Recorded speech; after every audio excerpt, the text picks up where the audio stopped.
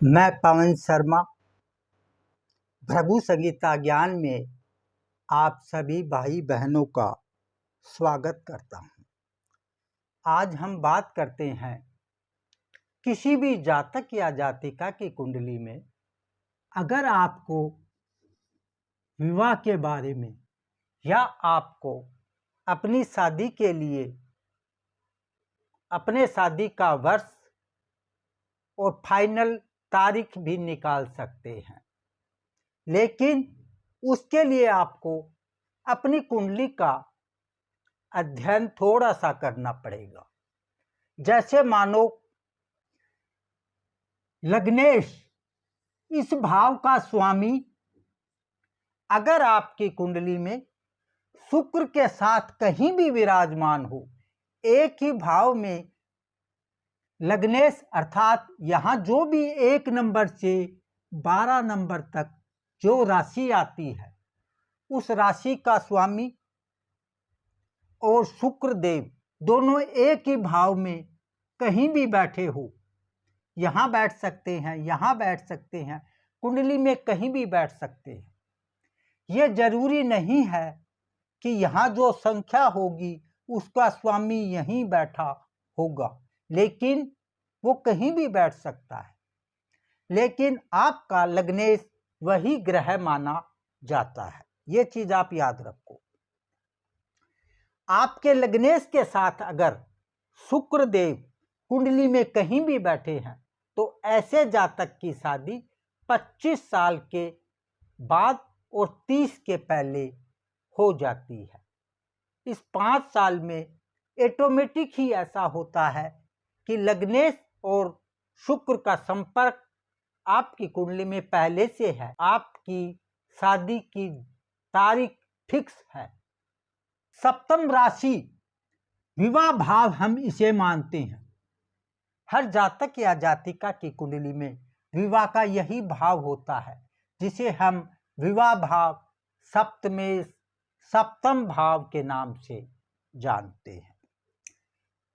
यहाँ जो राशि आए 1 नंबर से 12 नंबर तक कोई भी राशि यहाँ हो सकती है। उस राशि में उस संख्या में आपको, जैसे उदाहरण के तौर पर यहाँ अगर मैं 7 नंबर राशि मानूं तो 7 में आप 8 जोड़ सकते हैं। 8 + 7 = 15।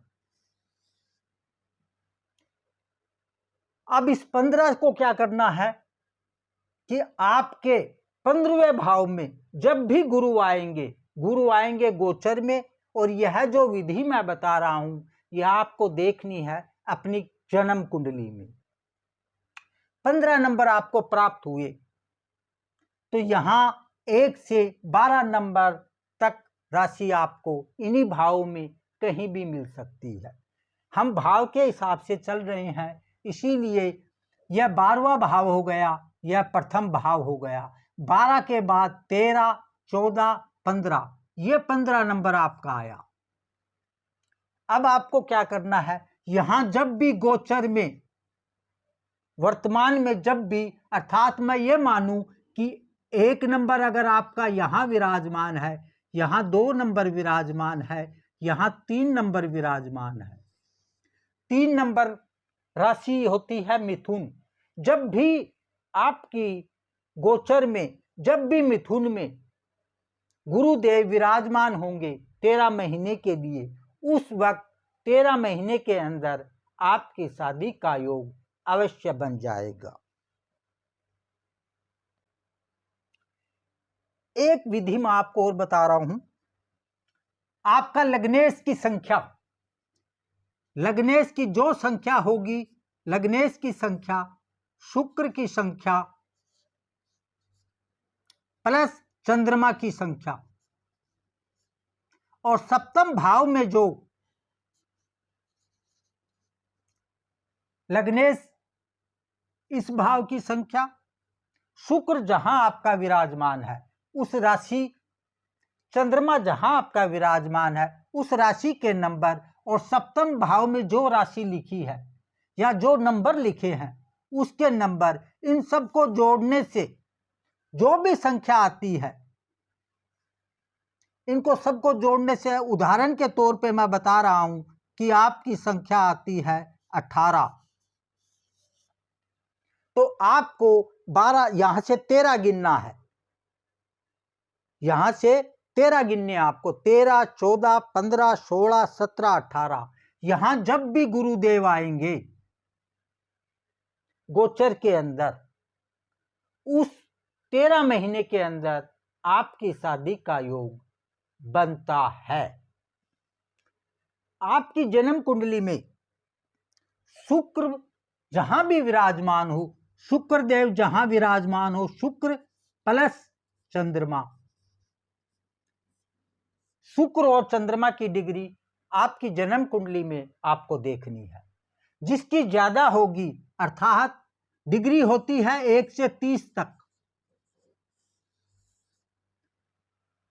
तो आप यह समझिए कि शुक्र कितने नंबर की अंश पे, कितने अंश पे बैठा है और चंद्रमा कितने अंश पे बैठा है।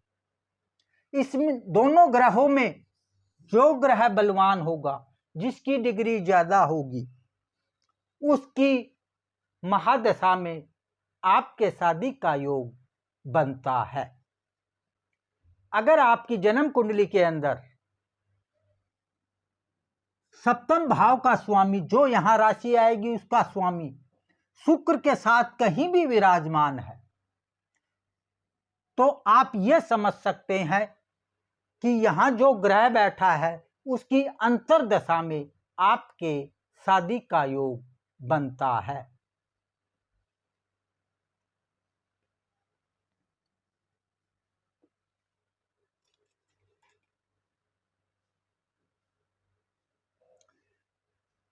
आपकी जन्म कुंडली के अंदर लग्नेश जो भी आपकी राशि है उसको आप यहां विराजमान कर सकते हो। कोई भी, उदाहरण के तौर पर मैं ये दे रहा हूं कि 5 नंबर आपका लग्नेश सिंह है, उदाहरण के तौर पर आपका जो भी लगन होगा वही आपको यहां बैठाना है। यहां बैठाने के बाद आपको ये देखना है कि आपका गोचर में गुरु कहां है। गोचर का अर्थ यह है, आज की वर्तमान कुंडली आप उठाकर उसमें 5 नंबर यहां डाल सकते हैं। उसके बाद आपको यह देखना होगा कि गोचर में आपकी कुंडली के अंदर दूसरे भाव में,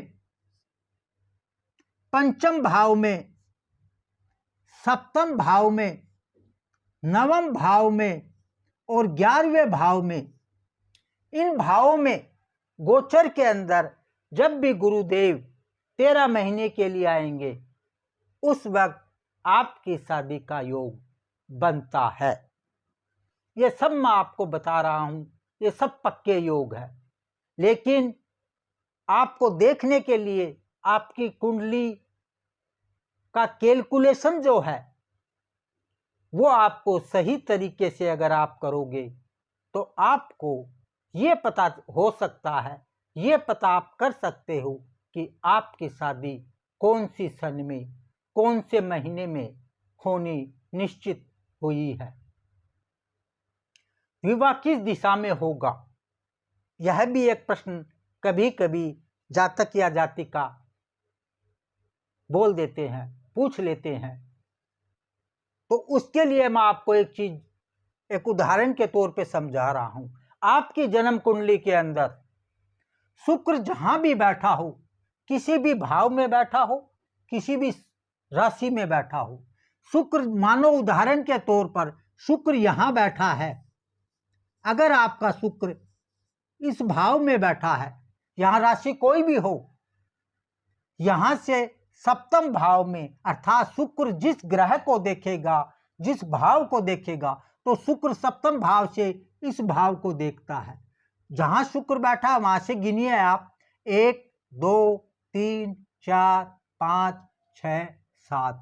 यहां जो राशि आएगी आपकी जन्म कुंडली में, यहां जो भी राशि आएगी आपकी जन्म कुंडली में, उस राशि का स्वामी जो ग्रह होगा, वह ग्रह जिस दिशा का स्वामी होगा, उस दिशा में अगर आप शादी करते हो तो आपके लिए बहुत शुभ माना जाता है। ये भी एक पक्का योग है। आप इसका अपनी कुंडली पर अध्ययन करके ये पता कर सकते हो कि आपकी शादी कब होगी और कैसे होगी। अगर मेरा चैनल आपको अच्छा लगे तो सब्सक्राइब जरूर कीजिए। कोई भी विवाह के प्रश्न आप करना चाहो तो नेक्स्ट रविवार को 11 से 3 आप अपना शादी का कोई भी प्रश्न पूछ सकते हैं, मेरे से संपर्क कर सकते हैं। लेकिन 11 से 3 अगर आपकी कॉल आती है तो मैं उसका उत्तर आपको अवश्य दूंगा। जय श्री राम।